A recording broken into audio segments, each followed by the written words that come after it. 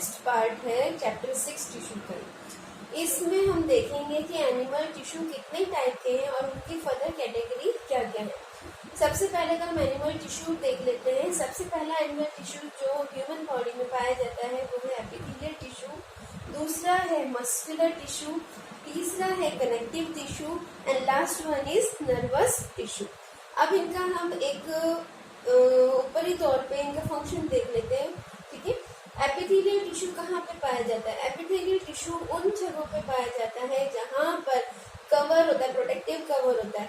इसके अलावा ये हमारे ऑर्गन्स के outer side external layer form करने में हेल्प करता है, इंटरनल लेयर फॉर्म करने में हेल्प करता है, जिसे हम एंडोथेलियम एंड एपिथेलियम के नाम से भी जानते हैं इनका ऑर्गन। ओके, फिर हम मस्कुलर टिश्यू की बात करें। मस्कुलर टिश्यू उन जगह काम हो रहा है जहाँ पर बॉडी की मूवमेंट हो रही है, चाहे वो ऑर्गन्स मूव कर रहे हो अपने वर्क करने के लिए, चाहे हमारे हाथ पैर मूव कर रहे हो, हमारे लिम्स मूव कर रहे हो, बोन का मूवमेंट हो रहा है, तो उन जगह पे मस्कुलर टिश्यू यूज होता है। अब ये मूवमेंट किस लिए करा रहा है, इसका क्या एक मेन फंक्शन है जिसके कारण मूवमेंट हो पा रहा है? तो इसमें जो कॉन्ट्रैक्टाइल प्रोटीन प्रेजेंट होता है, उस कॉन्ट्रैक्टाइल प्रोटीन के कारण ये कॉन्ट्रैक्शन कर सकता है। कॉन्ट्रैक्शन और एक्सपेंशन के कारण यहाँ पर जो मसल्स हैं वो मूवमेंट में हेल्प करती है। कनेक्टिव टिश्यू की बात करें तो कनेक्टिव टिश्यू नाम से ही सजेस्ट हो रहा है कि ऐसा टिश्यू जो डिफरेंट बॉडी कंपोनेंट्स को कनेक्शन करने में या कनेक्ट करने में हेल्प करता है। Nervous tissue is present in nervous system. It comprises of nerve cell that together form nervous tissue. Okay, let me study one by one. Epithelial tissue is again divided into 4 parts. One is squamous epithelial tissue, second one is cuboidal epithelial tissue, third one is columnar epithelial tissue. Fourth मैंने इसलिए कहा कि अगर हम इसी का ही simple की जगह स्ट्रेटिफाइड फॉर्म देख ले तो यहाँ पर हमारे पास चौथा और आ जाता है स्ट्रेटिफाइड। ये स्क्वैमस भी हो सकता है, कॉलमनार भी है एंड इट क्यूबॉइडल ऑल्सो। ये हम बाद में देखेंगे, ठीक है। Squamous, cuboidal, columnar, epithelial tissue. These are the main category or main type of epithelial tissue. Muscular tissue की बात करें तो again these are of 3 type. First is unstraighted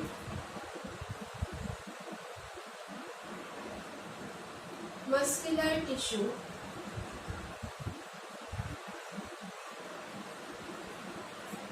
जिसे हम स्मूथ मसल्स भी कहते हैं।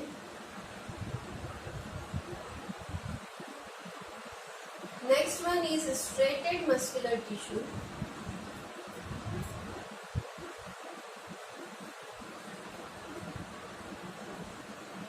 another name for this is skeletal muscular tissue, and third one is cardiac muscular tissue.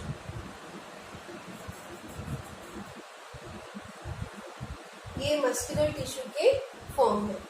Connective tissue की बात करें तो कनेक्टिव टिश्यू को सबसे पहले हम उनके मैट्रिक्स के बेसिस पे डिवाइड करते हैं। मैट्रिक्स जैसे सेल्स हैं और सेल्स के बीच में कुछ स्पेस होते हैं जिसे हम इंटरसेल्युलर स्पेस कहते हैं। उस इंटरसेल्युलर स्पेस पे यदि कोई फ्लूइड फिल है, चाहे वो सेमी सॉलिड फॉर्म में हो, जेल फॉर्म में हो, तो उस फ्लूइड को हम मैट्रिक्स के नाम से जानते हैं जिसमें सेल्स प्रेजेंट होते हैं। तो उस मैट्रिक्स के आधार पर हमने इसको कैटेगराइज किया है।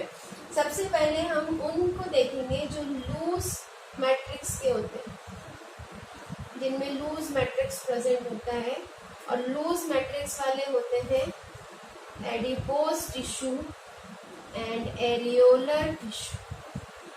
These are of loose matrix. Next is hard matrix, जिसके मैट्रिक्स में कुछ एलिमेंट्स का डिपोजिशन होता है, वो हार्ड हो जाता है। ठीक है। तो हार्ड मैट्रिक्स में मेनली हम पढ़ेंगे बोन के बारे में। थोड़ा सा सॉफ्टर पार्ट में जाएं तो नेक्स्ट इज कार्टिलेज। बोन्स में भी हम further 2 different kind of connective tissue पढ़ेंगे जो बोन और मसल्स को कनेक्शन में हेल्प करते हैं, जो है ligament and next one is tendon. Okay, loose हो गया, हार्ड हो गया। अब नेक्स्ट जो मैट्रिक्स है वो फ्लूइड नेचर का है, ठीक है, बिल्कुल लिक्विड टाइप का है। एकदम लिक्विड तो नहीं कहेंगे, जेल लाइक सब्सटेंस होता है पर लिक्विड फ्लूइड के फॉर्म में आता है, जिसका फ्लूइड मैट्रिक्स है। तो इसमें एक तो आ गया blood, very well known fluid matrix है इसका, and next is lymph.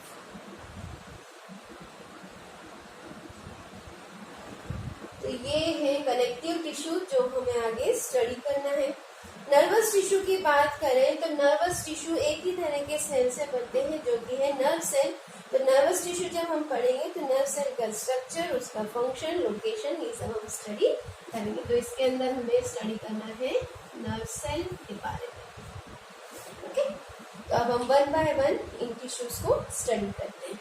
First जो टिश्यू हमें पढ़ना है that is epithelial tissue. Epithelial tissue होते क्या है?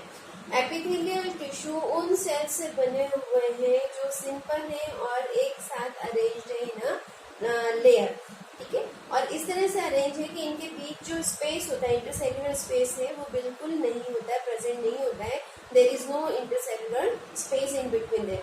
अब जब इंटरसेल्युलर स्पेस नहीं है तो वहां पे कोई मैट्रिक्स भी प्रेजेंट नहीं होगा। तो this type of tissue are termed as epithelial tissue. अब यहाँ पे मैंने लेयर की बात की कि सेल एक लेयर में अरेंज्ड है और ये जो लेयर्स होती है सेल की, ये एक फिब्रस मेम्ब्रेन पे रेस्ट करती हैं और फिर उस फिब्रस मेम्ब्रेन को हम बेसमेंट मेम्ब्रेन के नाम से जानते हैं। ये बेसमेंट मेम्ब्रेन क्या करती है? ये इनको ब्लड कैपिलरी के थ्रू नरिश करती है, ठीक है, सपोर्ट प्रोवाइड करती है और एक शेप मेंटेन करके रखती है। अब जैसे मैंने आपको बताया लेयर में प्रेजेंट है, तो एपिथेलियल टिश्यू सिंगल लेयर में भी प्रेजेंट हो सकती है और मल्टीपल लेयर्स में भी प्रेजेंट हो सकती है। तो on the basis of simple single layer तो ये सिंपल टर्म में आ जाएंगी, और अगर मल्टी लेयर है तो इन्हीं को हम स्ट्रेटिफाइड टिश्यू के नाम से जानेंगे। तो सबसे पहला जो टाइप हमें एपिथेलियल टिश्यू का पढ़ना है वो है स्क्वैमस एपिथेलियल टिश्यू। स्क्वैमस नाम क्यों पड़ा है इसका? स्क्वैमस वर्ड आया है स्केल्स से। जो फिश में स्केल्स जैसे स्ट्रक्चर प्रेजेंट होते हैं जिसमें ऐसा लगता है कि जो सेल्स है एक पर्टिकुलर पैटर्न में अरेंज है और एक समान है, तो वो जो स्केल लाइक अपीयरेंस है वो स्क्वैमस वर्ड वहां से आया है, इसलिए यहाँ पर इस एपिथेलियल टिश्यू को स्क्वैमस एपिथेलियल टिश्यू का नाम दिया गया। अब वहां से आया इसका मतलब इसमें जो सेल्स होंगे वो एक टाइल लाइक पैटर्न में अरेंज होंगे। आपने घर में देखा होगा टाइल्स जब अरेंज करते हैं तो बिल्कुल साथ साथ अरेंज करते हैं और बिल्कुल भी उनमें इंटरसेल्युलर स्पेस उसमें कोई स्पेस प्रेजेंट नहीं होता। तो ऐसे यहाँ पे भी सेल्स जो है बिल्कुल इस तरह से फिक्स्ड अरेंज है। ये जो सेल्स होते हैं ये पॉलीगोनल शेप के होते हैं, ठीक है, ऐसे देखिए आप, जैसे ये पॉलीगोनल है इस तरह के ये अरेंजमेंट शो करते हैं। अगर हम इनका ओवरव्यू देखें, it looks like that.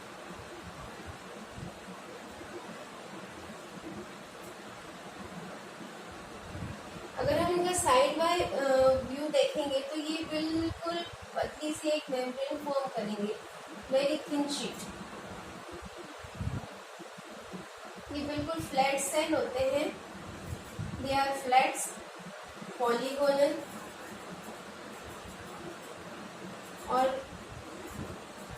Thin sheet form करते हैं, thin layer form.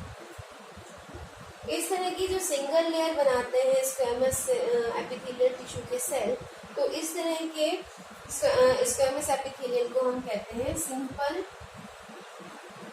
Squamous epithelial tissue. Simple squamous epithelial tissue. Main function क्या होता है? अब पतली सी लेयर है, फ्लैट सेल्स है, तो इनका मेन फंक्शन होता है फिल्ट्रेशन का and diffusion. Of course, they are protective in nature. They form a protective cover over the organs and body because these are epithelial tissue. But side by side इनका दूसरा function क्या है? They help in filtration and diffusion. तो हमारी body में जहाँ पे भी फिल्ट्रेशन और डिफ्यूजन का काम हो रहा है वहाँ पर आपको सिंपल स्क्वैमस एपिथेलियल टिश्यू देखने को मिलेगा। तो हम इसकी लोकेशन भी देख लेते हैं। ये बहुत इंपॉर्टेंट है। लोकेशन के बेसिस पे क्वेश्चन आते हैं, पूछा जाता है एक पर्टिकुलर ऑर्गन देके कि इसमें कौन सा टाइप का टिश्यू पाया जाता है, या फिर आपसे डायरेक्टली पूछ लेंगे कि simple squamous epithelial tissue body के किस पार्ट में पाया जाता है। तो दोनों तरीके से इसमें क्वेश्चन पूछे जाते हैं। तो अभी हम लोकेशन पे देखते हैं। मेनली ये प्रेजेंट होते हैं लाइनिंग में, lining of air sacs. Air sacs को हम एल्वेओलाई भी कहते हैं, जो लंग्स में प्रेजेंट होते हैं। ठीक है, आपने देखा होगा जब आपने रेस्पिरेटरी सिस्टम का डायग्राम पढ़ा होगा लोअर क्लासेस में। ये मान लीजिए हमारे लंग है और ये ट्रैकिया, फिर ब्रोंकस और फिर ब्रोंकियस अलग अलग ब्रांचेस में डिवाइड हो जाता है और हर एक ब्रांच लास्ट में बैलून लाइक स्ट्रक्चर से कनेक्टेड होता है। ये जो बैलून लाइक स्ट्रक्चर होता है इसे एयर सैक्स या एल्वेओलाई के नाम से जानते हैं। यहाँ पे ऑक्सीजन और कार्बन डाइऑक्साइड का एक्सचेंज होता है by the means of diffusion method and concentration gradient. तो ये जो ट्रांसफर हो रहा है ये क्यों फैसिलिटेट हो रहा है? क्योंकि यहाँ की जो लेयर है वो सेमी परमेबल नेचर की है, परमेबल नेचर की है और इतनी थिन है कि आसानी से चीजों गैसेस को ट्रांसफर होने दे रही है, एक्सचेंज होने दे रही है। तो यहाँ की जो लाइनिंग होती है वो बनी होती है सिंपल स्क्वैमस एपिथेलियल टिश्यू की। इसी तरह जो किडनी में ग्लोमेरुलस होता है, किडनी में ग्लोमेरुलस होता है, वहां पर भी ये प्रेजेंट होता है, एक एल्वेओलाई में और किडनी के ग्लोमेरुलस में। मैं किडनी ट्यूब्यूल की बात नहीं कर रही हूँ, मैं बात कर रही हूँ किडनी ग्लोमेरुलस की। जब किडनी में ब्लड जाता है इम्प्योरिटीज लेके तो वहाँ नेफ्रॉन्स होते हैं। ये नेफ्रॉन्स का इस तरह का डायग्राम होता है, ये बोमन कैप्सूल होता है और यहाँ पर ये कैपिलरीज का फॉर्मेशन हो जाता है।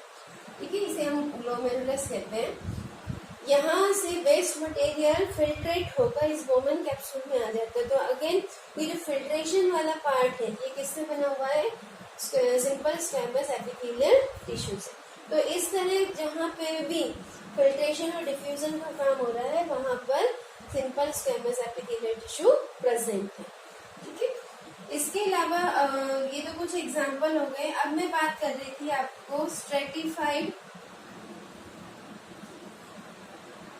स्क्वैमस एपिथेलियल की।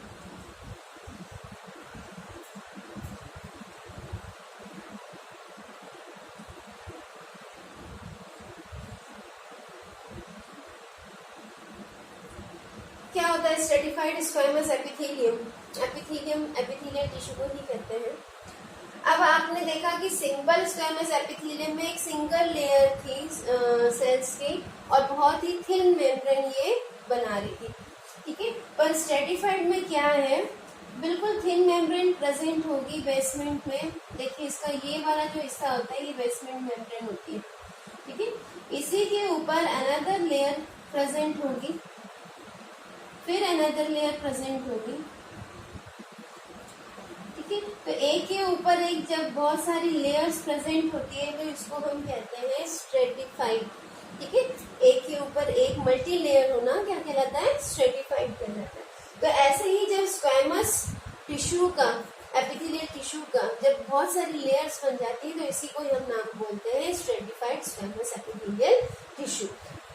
जो स्क्वैमस एपिथेलियल टिश्यू, और या फिर मैं यूँ कहूँ कि एपिथेलियल टिश्यू, इसमें रीजनरेशन की पावर बहुत ज्यादा होती है।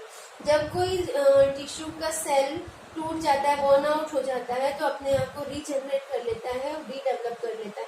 तो सभी एपिथेलियल टिश्यू के सेल्स में ये क्वालिटी होती है कि अपने आप को ये रीजनरेट कर सकता है। और ऊपर से ये मल्टी लेयर होने के कारण एक बढ़िया प्रोटेक्टिव कवर प्रोवाइड करता है, जहाँ पे बहुत ज्यादा संभावना है कि चोट लग सकती है, इंजरी हो सकती है, बर्न आउट हो सकते हैं सेल्स, तो उस एरिया में ये स्ट्रक्चर प्रेजेंट होता है। जैसे कि हमारे माउथ में टीथ है, बार बार हमारे जब हम चबाते हैं तो साइड की लाइनिंग्स कट जाती हैं कई बार, तो ये कहाँ प्रेजेंट होता है, ये लाइनिंग ऑफ माउथ में प्रेजेंट होता है, या यूं कहें लाइनिंग ऑफ बकल कैविटी। इसके अलावा ये हमारे ईसोफेगस की लाइनिंग में भी प्रेजेंट होता है।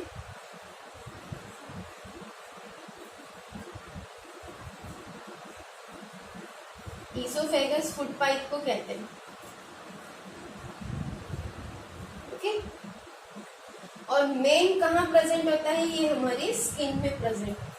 हमारी जो ये स्किन है ये किससे बनी हुई है, स्ट्रेटिफाइड स्क्वैमस एपिथेलियल टिश्यूज।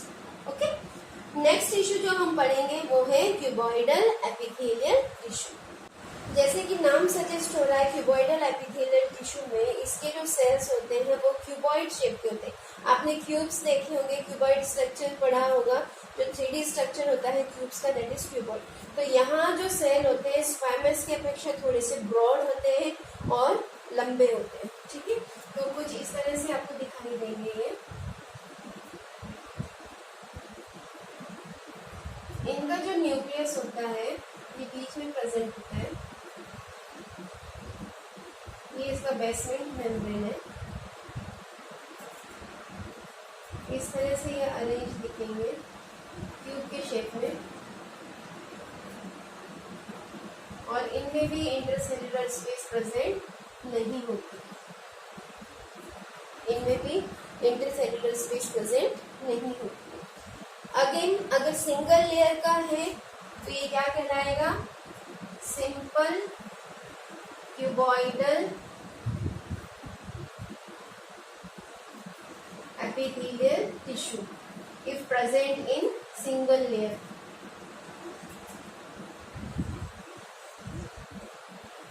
इसका मेन फंक्शन क्या होता है, इसका मेन फंक्शन होता है स्ट्रेंथ और प्रोटेक्शन प्रोवाइड करना।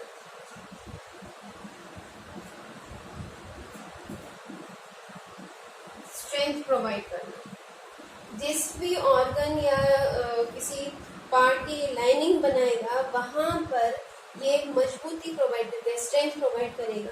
ठीक है, साथ ही साथ इसमें बहुत सारे वेरिएशंस देखने को मिलते हैं। वेरिएशंस जो है इसको डिफरेंट फंक्शंस करने के लिए फैसिलिटी करता है। जैसे कि अगर हम देखें सिंपल क्यूबॉइडल टिश्यू को, तो क्यूबॉइडल टिश्यू में कई बार छोटे छोटे विलाइज प्रेजेंट होते हैं। ठीक है, या फिर विलाई की जगह सीलिया प्रेजेंट होते हैं, छोटे छोटे हेयर लाइक स्ट्रक्चर्स प्रेजेंट होते हैं।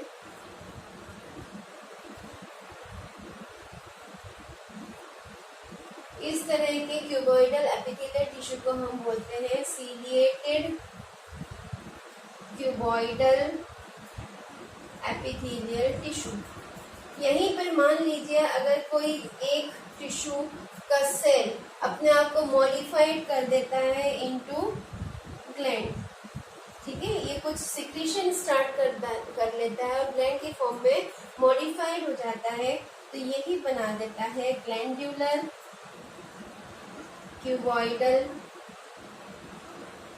Epithelial tissue. ठीक है, तो स्लाइट मॉडिफिकेशन से इनका फंक्शन स्लाइटली चेंज भी हो जाता है।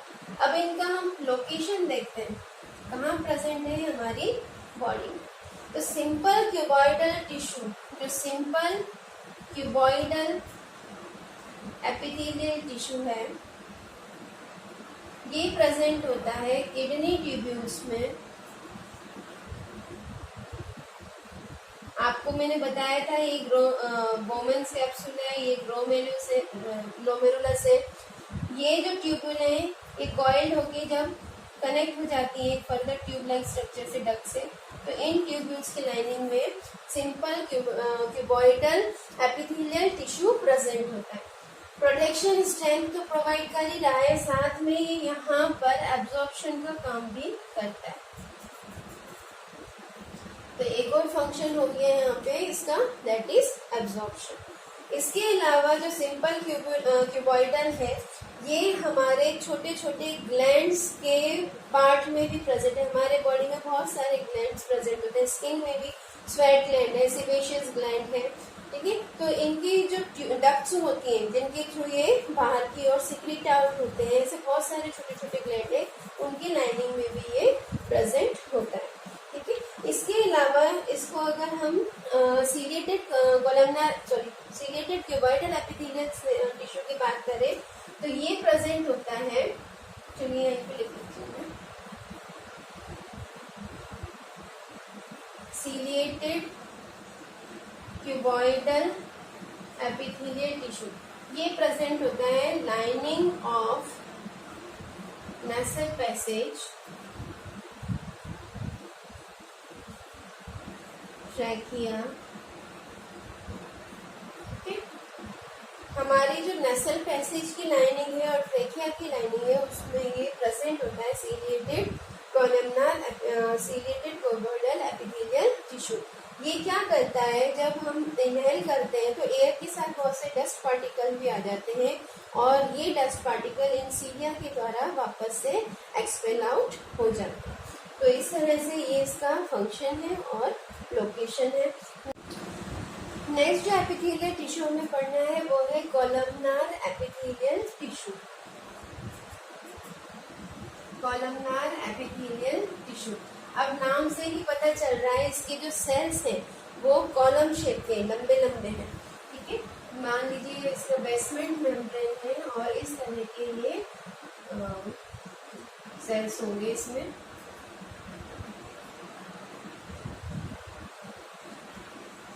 इनका जो न्यूक्लियस होता है ये बेस में होता है।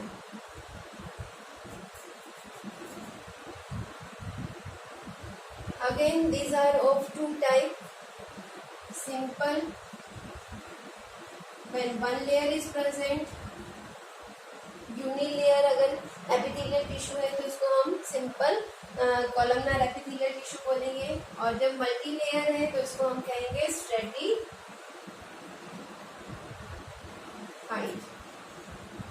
ठीक है, मल्टी लेयर प्रेजेंट है।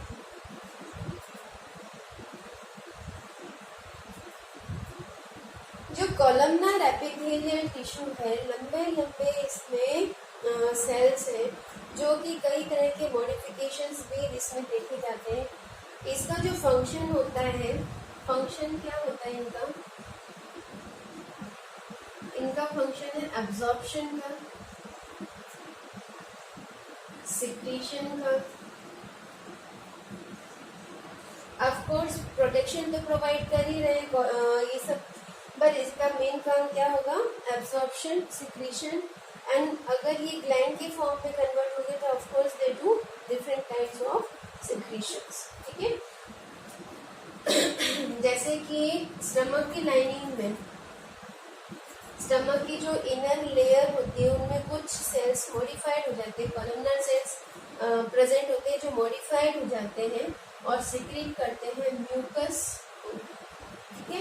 तो यहाँ पर कॉलमनार एपिथेलियल मॉडिफाइड फॉर्म में, ग्लैंड के फॉर्म में प्रेजेंट होता है। अब इनका मॉडिफिकेशन अगर देखें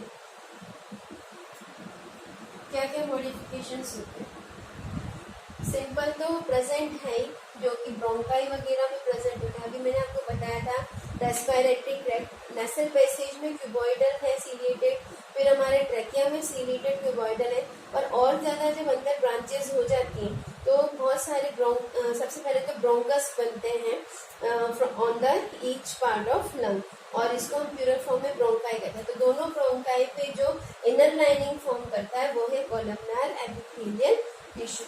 अब इनका जो हम मॉडिफिकेशन देखते हैं, जब हम सिंपल उस कॉलमनार एपिथेलियम को देखेंगे तो इसकी जो अपर लाइनिंग होती है इसके और फिंगर लाइक प्रोजेक्शंस बन जाते हैं, और जब ये फिंगर लाइक प्रोजेक्शंस बन जाते हैं तो इसको हम कहते हैं माइक्रोविलाई। विलाई से आपको याद आया होगा, विलाई प्रेजेंट होती है हमारे स्मॉल इंटेस्टाइन में और वहाँ उनका काम होता है मेन एब्जॉर्प्शन का। विलाई सरफेस एरिया को इंक्रीज कर देती है और एब्जॉर्प्शन का काम बहुत इजी से हो जाता है। तो microvilli columnar epithelial tissue present in the inner lining of small intestine. ठीक है, फिर अगर इसमें हेयर लाइक प्रोजेक्शन हुए इस तरह से तो ये कहलाते हैं सीलिएटेड। क्या कहलाते हैं ये?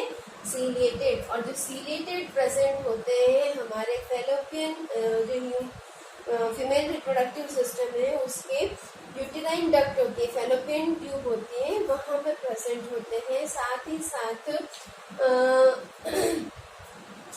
ये फैसिलिटेट करते हैं, जब ओवम रिलीज होता है तो ओवम को मूव करवाते हैं ये फेलोपियन ट्यूब में। ठीक है, तो माइक्रोविलाई का मॉडिफिकेशन हो गया। एक तो माइक्रोविलाई वाला प्रेजेंट है,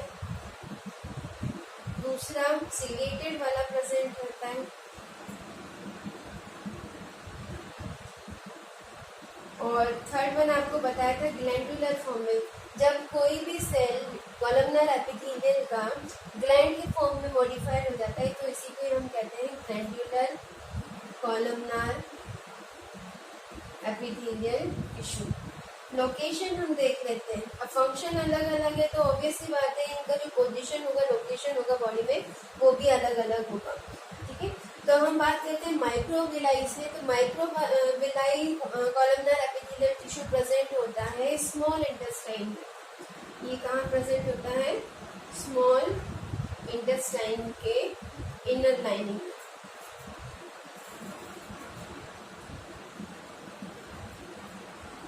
अंदर की जो स्मॉल इंटेस्टाइन का ल्यूमन होता है उसकी जो लाइनिंग होती है वो माइक्रोविलाई कॉलमनर एपिथेलियल टिश्यू की होती है।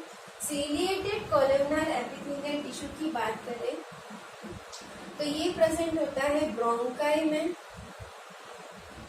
जो अभी मैंने बताया था ट्रेकिया के बाद जो दो ट्यूब लाइक स्ट्रक्चर दोनों लंग्स में इंटर करके उनको हम कह रहे हैं ब्रोंकाई। और ब्रोंकाई की जो इनर लाइनिंग है वो बनती है सीलिएटेड कॉलमनर एपिथेलियल टिश्यू से।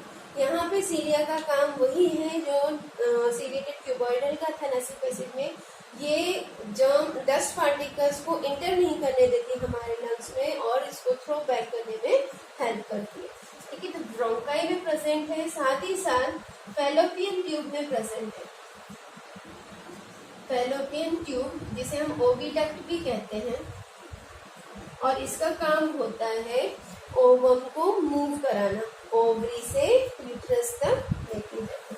ठीक है, फिर है ग्लैंडुलर। तो बहुत सारे इस तरह के ग्लैंडुलर कॉलमनर एपिथेलियल सेल हैं, जैसे कि सलाइवरी ग्लैंड का हम बात करें तो सलाइवरी ग्लैंड में भी ये प्रेजेंट होते हैं। साथ ही साथ स्टमक की इनर लाइनिंग में भी ये प्रेजेंट होते हैं। इसको हम ग्लोबलेट सेल कहते हैं। ठीक है, जो स्टमक में प्रेजेंट होते हैं, म्यूकस का सिक्रेशन करते हैं। तो यहाँ हो गया हमारा एपिथेलियल टिश्यू कंप्लीट। नेक्स्ट हमारा है muscular tissue. Muscular tissue muscles होते हैं इसमें जो कि हमारी बॉडी के डिफरेंट पार्ट्स के मूवमेंट में हेल्प करते हैं। अब मूवमेंट करवाते हैं bye means of contraction and expansion. ये जो कॉन्ट्रैक्शन और एक्सपेंशन है ये दो कॉन्ट्रैक्टाइल प्रोटीन के थ्रू हो सकते हैं और ये दो कॉन्ट्रैक्टाइल प्रोटीन हैं। इसमें कॉन्ट्रैक्टाइल प्रोटीन पाया जाता है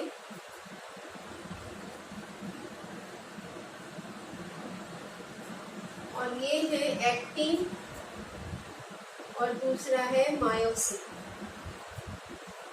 कई बार ये भी क्वेश्चन पूछे जाते हैं मस्कुलर टिश्यू के कॉन्ट्रैक्टाइल प्रोटीन के नाम बताइए, that is actin and myosin. इन्हीं एक्टिन और मायोसिन के कारण मसल्स या मस्कुलर टिश्यू में थिन और थिक फिलामेंट बन जाते हैं। ठीक है, थिन एंड थिक फिलामेंट बन जाते हैं जिसके कारण डिफरेंट बैंड्स नजर आते हैं मसल्स में। ठीक है, तो इस मसल्स में जो ये बैंड नजर आ रहे हैं इन्हीं बैंड को हम स्ट्रेशंस कहते हैं। ठीक, और स्ट्रेशंस के नाम पर ही इसके डिफरेंट टाइप्स बने हैं।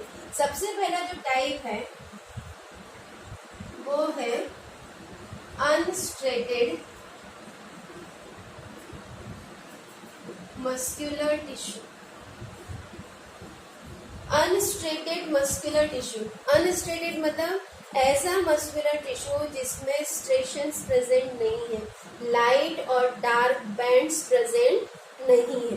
तो क्या होंगे इसमें, ये सिंपल टिश्यू होगा, स्पिंडल शेप का है, स्मूथ है, विदाउट एनी स्ट्रेशन।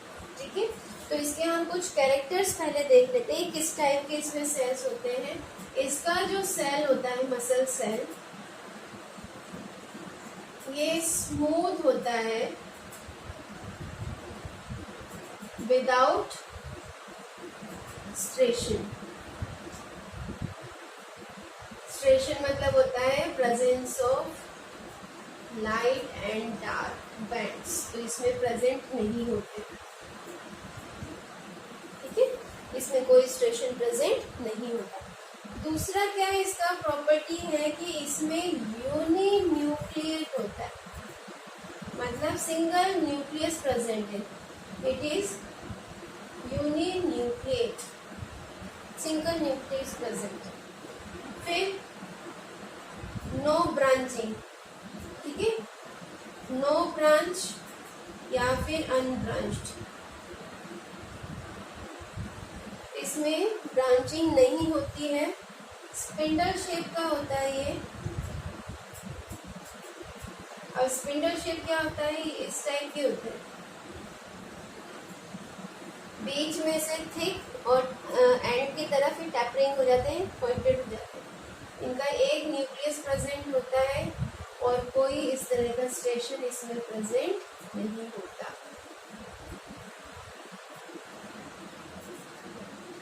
इस तरह के मसल्स फाइबर होते हैं इसमें। क्या काम है इसका, ये इनवॉलेंट्री होते हैं। इनवॉलेंट्री का मतलब होता है कि इनका जो कंट्रोल है वो ब्रेन द्वारा या एज पर आवर ऑर्डर नहीं हो रहा है, ये हमारे ऑर्डर के अकॉर्डिंग या हमारे ब्रेन के अकॉर्डिंग काम नहीं करते। ये इनवॉलेंट्री, ये मतलब अपने आप ही काम करते रहते हैं। ठीक है, nerve supply, of course there is nerve supply in the vascular supply भी है इसमें। नर्व सप्लाई मतलब नर्व सेल्स की supply, vascular supply, blood capillaries की सप्लाई। ठीक है, इनवॉलेंट्री है, नर्व्स की सप्लाई है, ब्लड की सप्लाई है, ये अपने आप अपना फंक्शन करते जाते हैं। कहाँ प्रेजेंट होते हैं ये, लोकेशन होता है इनका muscles of visceral organs like lungs, okay,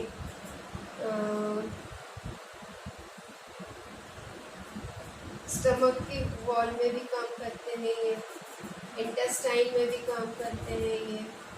हमारे जितने भी ऑर्गन हैं उनकी जो लाइनिंग होती है, उनकी जो वॉल होती है वो बनी हुई होती है अनस्ट्रेटेड मस्कुलर टिश्यू से, जो कंटिन्यूसली अपना वर्क इनवॉलेंट्री रूप से करते रहते हैं। ठीक है, तो ये तो हो गया अनस्ट्रेटेड मस्कुलर टिश्यू। अब इसके जस्ट अपोजिट जो है वो है striated muscular tissue.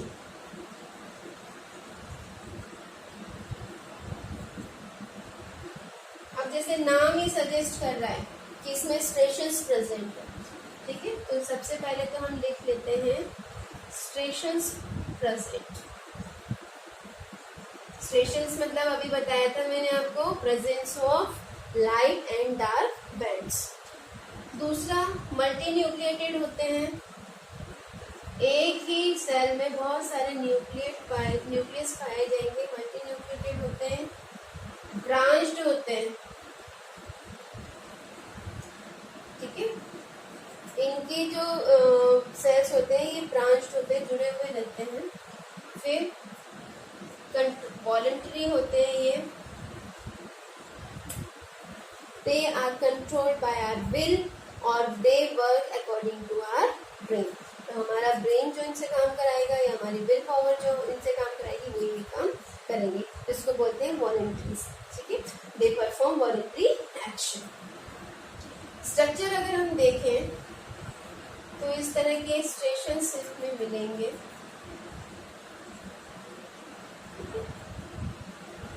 Dark and light bands इसमें मिलेंगे।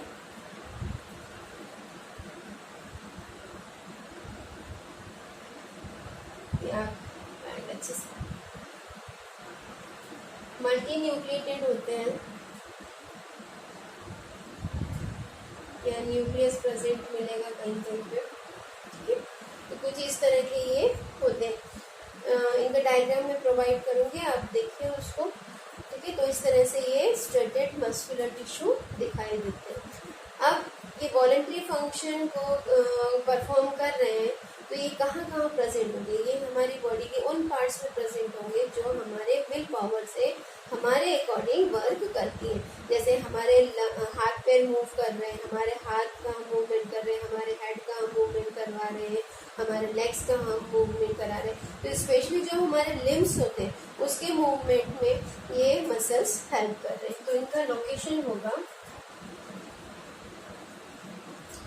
Present in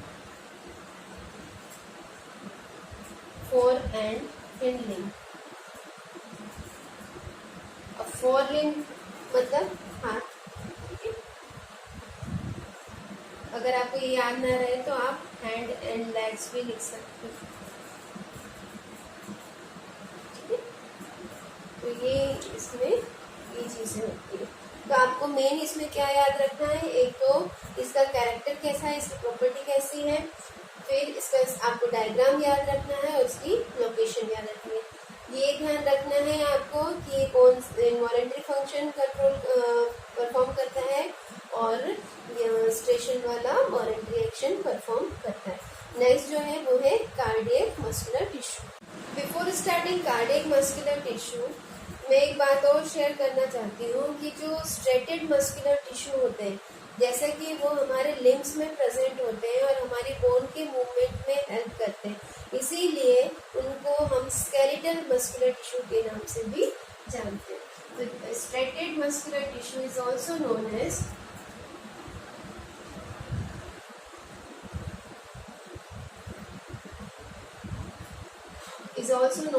skeletal muscular tissue। ये आप ध्यान रखिएगा, कई बार स्केलेटल नाम से क्वेश्चन पूछा जाता है। डिफाइन स्केलेटल मस्कुलर टिश्यू, तो you have to define about the striated muscular tissue. Okay, next आपका है कार्डियक मस्कुलर टिश्यू।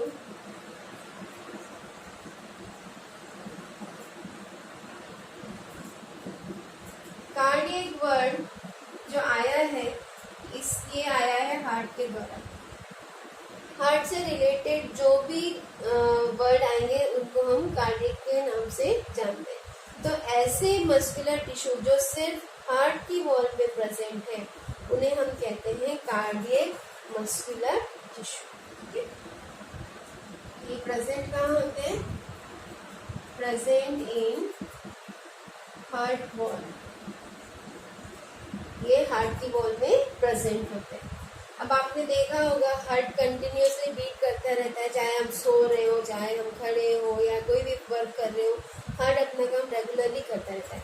ऐसा तो नहीं होता कि ये हार्ट थक जाता है, काम करना बंद कर देता है, नहीं होता ना।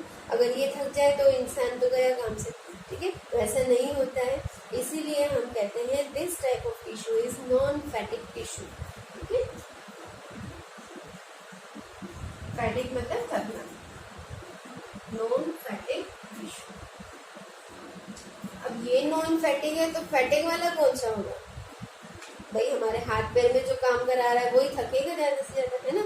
तो कौन सा वाला होगा? Striated muscular tissue, that is the फैटिक tissue. वो जल्द थक जाता है। ठीक है, क्यों थकता है? वहाँ जो मसल सेल्स होते हैं वो एनएरोबिक रिएक्शन करने लग जाते हैं या यूं कहेंगे इनसफिशिएंट सप्लाई ऑफ ऑक्सीजन, और लैक्टिक एसिड फॉर्मेशन होने लग जाता है। अब ये लैक्टिक एसिड जब जमा होने लग जाएगा तो ऑब्वियस सी बात है पेन क्रिएट करेगा, और इस पेन को हम मसल क्रैम्प्स के नाम से जानते हैं। तो वो नेक्स्ट चैप्टर है, फिर कभी हम पढ़ेंगे। अभी आप फिलहाल ये ध्यान दीजिए, कार्डियक मसल नॉन फैटिक मसल्स होती हैं और स्ट्रेटेड मस्कुलर टिश्यू फैटिक मसल्स होती हैं, थक जाती हैं। ठीक है, कार्डियक मसल की हम प्रॉपर्टी देख लेते हैं। ये भी यूनिन्यूक्लिएटेड होते हैं, मतलब एक ही न्यूक्लियस प्रेजेंट होता है इसमें, पर ये ब्रांच होते हैं। जैसे स्ट्रेटेड मस्कुलर टिश्यू में ब्रांचिंग देखी थी, वैसे ही ये भी ब्रांच होते हैं। Of course striation is also present here.